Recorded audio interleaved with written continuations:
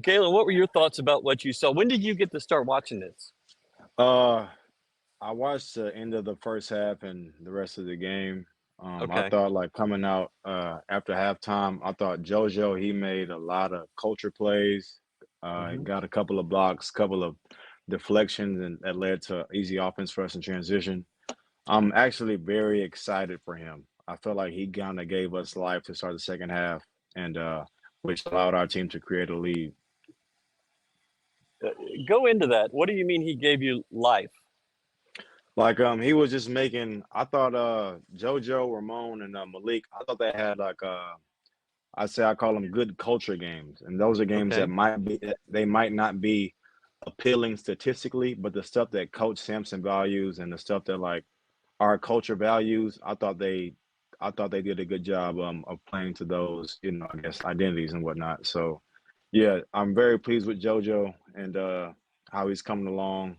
I'm very eager to see what the future looks like for him. And what we forced 27 turnovers. I think Reed mentioned that's the second most ever at U of H. Mm. I don't know that. I know they gave up 30 to Louisiana Lafayette, uh, or excuse me, Louisiana College, the Pioneers. Uh, they're handing out Frenchies behind me, and It looks delicious, I don't. I'm a and little I'm upset. starving. So Louisiana College, they gave up 30 in 2012. James Dickey special right there. Uh, Hmm. Uh, and our offense was really good tonight. Now our shooting sucked, but our offense was really good. You guys weren't ready for that curveball, were you? Chris, you're in the middle. Go ahead, Chris. so our offense was good, but our shooting sucked. Explain that to us, Galen. What does he mean by that? It's obviously, like Coach Sampson says, you're not going to be able to have a good offensive night in terms of making shots every single night. But you drive, you draw two people, you kick, you find an open man, make or miss. That's still a good offensive possession. And it's just like in the future, our guys will make those shots. And it's just like Hmm. so. That's what he means by that. You can definitely have a good offensive night while not making shots because it's about the looks that you generate. It's not always about the end result. It reminds me back when you were a freshman, and then Me? also when Oh, him. Jamal Yeah. was a freshman, um, because you would literally hear people in the stands just saying, "Oh my God, he's just killing these kids. Oh my God, he's so mean to them." Like, that's just the nature of the point guard in this system. Yeah, there's just a standard that you have to be held to in order for our team to achieve the goals that we all believe that we can achieve. So, I mean, that's what comes with it. Even Uh, though in the second half we started to get a lead, I still thought the offense was kind of uh, just unusual, if in that what makes way? sense. It was like I think we had like I forget how many assists, but it wasn't that much on I think 20 Mm-mm. something field goals. That's really not our brand of basketball, but like it didn't have like a I guess like a good flow to it, so to Okay. speak. Yeah. So but I mean Yeah, I'm you sure had they'll watch film and clean it up, be ready for the next game. when you went into these breaks, you were staying in town usually, I would guess. Uh, Yeah. you just got away from basketball? Yeah, spent a lot of time with family, but one thing that I learned was whenever you get back from the little Christmas break, that is probably the hardest practice of the year because of what's coming, and it's usually conference play. And obviously, with us moving to the Big 12, I'm sure their first practice after the break will be the hardest one of the year. If I had to bet my bottom dollar, because that is what it was like all 4 years that I was there. So absolutely, the guys are going to have to be ready for a hard day once the little vacation is over with. JVR, I think, is starting to get it. Like it's starting Yeah. to click. It's starting to be reaction instead of thinking about things. He went 5 of 5 from the floor today. He's been working on that little inside the lane move. He was pretty bad from the free throw line. He was 3 of 7, but Mhm. 5 of 5 from the floor, 5 rebounds.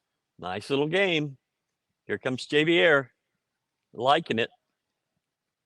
Yeah. And Brad, you want a guy like him. Oh, my bad. it doesn't matter. Nobody cares what No, he go ahead. says. They care what you say. I just want to say, you want a guy like him going into conference play. You want his confidence high. He has a bigger role this year. You want, and that's just a byproduct of his confidence being high is a byproduct of stringing together multiple good days in practice, understanding what is expected of him and embracing that role and taking on that responsibility. So, yeah, I'm excited. I'm glad he had a good game. He had one low post touch where he went to the middle, shot a hook with his left. I seen him work on that. It's just good to see these guys working on stuff and then they apply it to games and they have success. I want to ask you, Galen, what do you think about leaving starters in late in the game in a blowout? It depends on what we're trying to get accomplished. Because Okay. you're supposed to use the non-conference to prepare you for conference play, and what better time to work on something that you might need to work on than in the potential blowout. I'm not saying it's right, but I'm just saying that just might be the fact of the matter. I haven't been there, so this team might have a weakness that Coach Sampson sees, and he wants to see certain things live against other scholarship players in order to help our team get better. I'm going to say that was a really good answer. Like, I I mean, think you kind it's of true, nailed that man. one. Yeah, Yeah. appreciate you, But man. no, I mean, Appreciate you. that's a really good answer. That's a really good explanation. Oh, I was just saying, it's this time of the year. It's more so about your defense because our offense is going to come. Coach Sampson, I feel like he's an offensive wizard in terms of the plays that he's able to draw up for our after timeouts. So, yeah, offense is going to come, but as long as our defense is leading the way, that's always a good sign because our defensive principles, those are the hardest things to grasp. I feel like in our program. I know it was hard for me, and because we repped it out so much, it was sometimes in practice where I would just end up in the right place. Like I didn't even have to think about it. So for our guys to be clicking this well on the defensive end, that's definitely a good sign, especially heading into Big 12 play. Talk to me about the film sessions. What is it that's so intense about them? It's just you're watching stuff in slow motion. And it's just like, how much more critical you are of stuff in slow motion as opposed to like live gameplay. It's like you see everything. So it's like Coach Sampson just he'll just rewind it, and you'll just see your mistake and how it led up to that over and over and over again. It's like, and obviously nobody likes seeing their mistakes on film. So it's like you want to change it. But it's all for your development and it's all to help our team win come March time. So it's like those in-depth film sessions are definitely critical to our team's success and our team's development. As a player, are you just ready for him to move on to the next guy? Absolutely. Or are you wanting Okay, I didn't even have to ask And the it's just second like, part. and the thing is like when you have a good game, you're ready to see all your clips. Like, you're ready to Does see that all your, when happen? Do it's, you get to see good clips in film sessions? you see the good clips too. Yeah, you see He fast but it's forwards like, to them though, huh? yeah, but no, you watch them, but it's just like you don't rewind. He don't rewind though. He just No. on to the next one. But it's like the bad clips, yeah, he gonna rewind that, especially if he's trying to stress you like to be more engaged. So yeah, those film sessions they're not for the weak. Coach Kellen, he had like he was like he was like, gee, how do you explain this to a recruit? And he went along the step-by-step process of preparing for an away game, the travel, the scouting report, the waking up, the walkthrough, just every single process, like every single step of the process that goes into beating a team on the road. And it's just like that is not easy to do.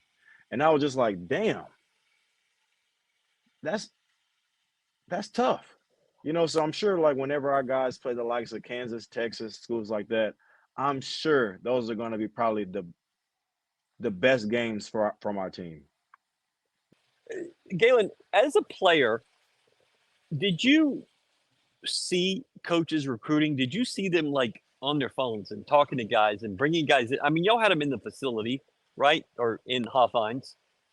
How much of that did you see? I really didn't see too much of it. I just know that like they would give us the breakdown on the guy and be like, like he's one of us. And it's just like I knew whenever they said that, then it was we got this is a guy that can help better our program. They So didn't say that all the time. I can't recall it always that being the case. Okay. But the guys that they did say, like I remember like my freshman year, whenever they paired Armani with me, that was a he's one of us type deals, and that was probably one of the greatest weekends I had in my entire tenure at the University of Houston. But our coaching staff, they have a good eye for guys who would fit into our program and buy into our culture. Why was that such a great weekend? I mean, it was just good vibes, and it's just like I forgot he was in high school, and I was like, damn. When the weekend was over, I was like, damn, you got to go back to first period tomorrow. I'm like, damn, man. I was like, man, I'm waiting for you to, because I was waiting for him to suit up with us. Like, man, that was my dog, man. That was my dog for sure. Yeah, enjoy the cafeteria, Armani. You'll have fun. Galen, I got a Andy? question on him, on JoJo. During the game, Reed was talking about at the beginning of the game that JoJo needs to slow down a little bit. He's trying to go too fast before the play is happening. He's just trying to go way too fast. Mm. When you're playing, how do you pull yourself back and slow down, but still stay within the flow of the game? It's just once you're at a certain level of comfort, the game slows down. So like the game is probably still fast to him because he's a freshman. But once he gets more comfort, it'll just naturally slow down. He'll start to be able to make certain reads that, let's say next year, that he wasn't able to make this year. And that just all comes with development, getting more comfortable, getting more acclimated, and also your game growing. So it's just like once he gets more comfortable, he'll be able to do a lot more offensively with the basketball. Right. It's 11 o'clock at night. I'm usually in bed at 9, so this has been weird. But thank y'all so much for watching. Sure, it's a thrill for you, Ryan. I'm sure it's a thrill, It is a thrill. man. Being with you. You're the most good-looking guy I've ever met in my entire life. And it's just all I want for Christmas is you. Hell no, right? Oh man, this guy here. Yeah.